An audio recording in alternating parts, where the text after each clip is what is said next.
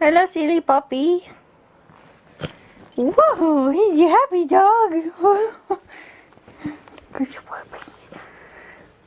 Good puppy.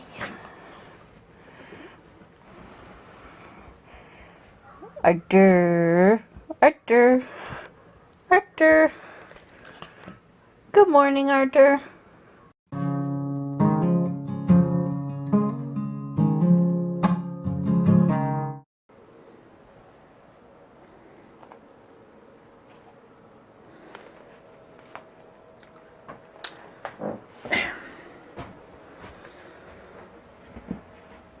Oh, right. I have to be able to. This is my job currently. I'll put the camera here. There you go. Because I'm the best boyfriend ever. Am I the best boyfriend ever? Yes. Yeah. I'm giving Lydia a massage, back massage, and reading her poetry that I'm totally making up off the top of my head. Yeah? Or stuff you've written down before. Oh, yeah, I wrote it down in this book. Yeah, I just kind of found this blank book and wrote down some poetry. So this one, one of my favorites that I've written, is I called "I Wandered Lonely as a Cloud." As I break your spine. I wandered lonely as a cloud that floats on high o'er vales and hills, when all at once I saw a crowd, a host of golden daffodils, beside the lake, beneath the trees, fluttering and dancing in the breeze, continuous as the stars that shine and twinkle on the Milky Way. They stretched in never-ending line along the margin of the bay. 10,000 saw I at a glance, tossing their heads in sprightly dance. The waves beside them danced, but they outdid the sparkling waves in glee. A poet could not but be gay in such a in such a jocund company. I gazed and gazed, but little thought what wealth the show to me had brought.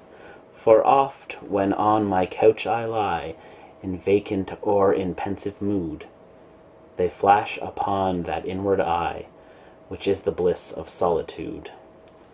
And then my heart with pleasure fills, and dances with the daffodils. It's very nice. It is very nice. Although you should think about using words you know how to pronounce. I should really use words I know, yeah, shouldn't I? Yes. Maybe next. Maybe I was drunk when I wrote that, like any good writer. I see. Yeah, maybe it's just, that's not a word. Jocund. Look it up. You used it. I did use it. Yep, with my pen name, William Wordsworth. I believe I've heard that poem before. Yeah? Yes. Yes.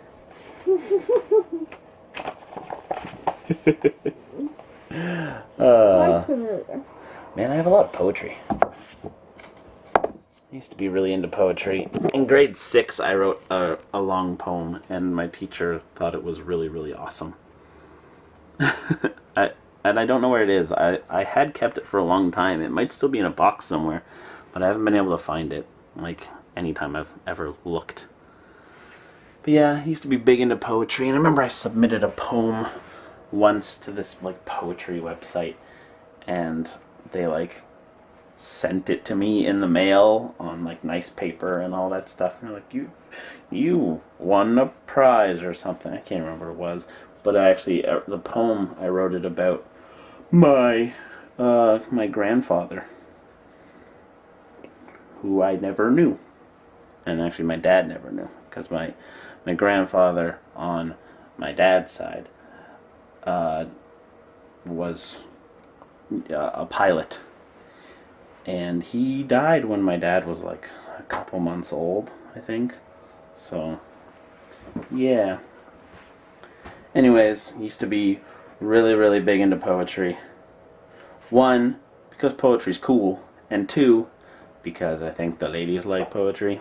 So there's that. Yeah, I was Yeah. I was big into poetry. I was big into like philosophy, and I was big into art. Even though I'm not good at art, but I was like, I'll just have some books with art, and I'll pretend to be all sophisticated, and then I'll get all the artsy chicks. So, yeah. Oh, you've nabbed yourself one. Keep reading poetry. Keep reading poetry. Okay.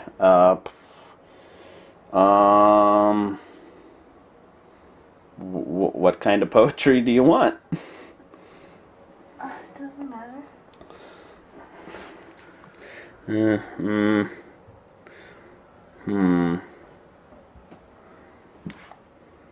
Poetry. Okay. This poem I like to call Taste. Little is known about the altered taste buds of the walking dead. Zombies do have the ability to tell human flesh apart from that of animals, and they prefer the former. Ghouls also have a remarkable ability to reject carrion in favor of freshly killed meat. A human body that has been dead longer than 12 to 18 hours will be rejected as food. The same goes for cadavers that have been embalmed or otherwise preserved. Whether this has anything to do with taste is not yet certain. It may have to do with smell or perhaps another instinct that has not been discovered. As to exactly why human flesh is preferable, science has yet to find an answer to this confounding, frustrating, terrifying question. Very interesting. Poetry. The laddie fancies himself a poet. So unfortunately I couldn't find a book of like some of my actual like poems, but I did find this old book of limericks that I made in probably like grade 4 or something. Here's a limerick. Here's a picture to go along with it. There once was a cat named Candy. Her fur was quite very dandy. But she got a scare when Dan pulled her hair. Now a brush would be very handy. Any comments? I was trying to get my own poetry. So I found an old sonnet. Oh, a sonnet. Yes. For you to hear. What is the point? I'm going insane. You drive me crazy. I'm falling in love. Do you think there is something wrong with my brain? I will fly away as free as a dove. You are sensitive, sweet, cute as can be. Your personality grabs attention. Do you think you could be falling for me? I hope so. I'm getting a detention. You are driving me into distraction. What am I to do to get you to look? Do not defy these laws of attraction. Don't be afraid of my dad's mean right hook. I say these words with confidence to you. Oh, please will you say that you love me too? I like it. I made that in grade 12. 2008, I've sent it to myself. Huh. And I didn't have anybody I had affection for, but I could write about faking it. Just took Arthur for his last stroll of the evening.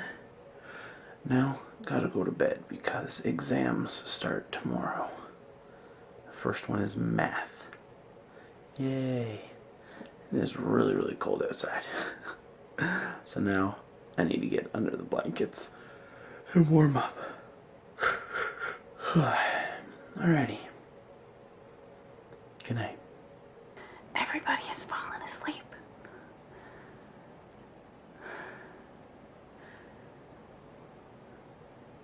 Good night. There was an iguana named Izzy. He spun until he got dizzy. His heart started to pound, then he fell to the ground. His day was very busy. And there's Izzy, the iguana.